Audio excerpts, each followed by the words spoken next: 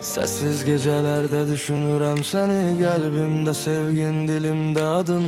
Bir baxışınla dəyişir aləmim, sənli xəyallarda itib gedirəm. Gülüşün alır ağlımı baştan, ağlımda da sen ruhumda da. Olsam da məndən uzaqlardasan, qurduğumuz xəyallarla yaşayıram mən.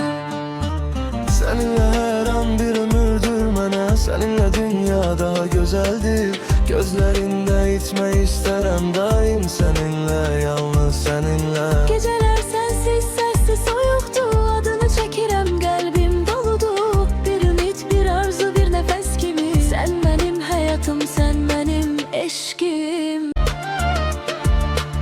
Gülüşün alır ağlımı baştan, ağlımda da sen ruhumda da. Olsan da məndən uzaqlarda, sen qurduğumuz xəyallarla yaşayıram mən. Seninle her an bir ömürdür mənə, seninle dünya daha gözəldir. Gözlərində itmə istərəm daim, seninle, yalnız seninle. Geceler sensiz, sessiz, soyuqdur. Adını çəkirəm, qəlbim doludur. Bir ümit, bir arzu, bir nəfəs kimi. Sən mənim həyatım, sən mənim eşqim.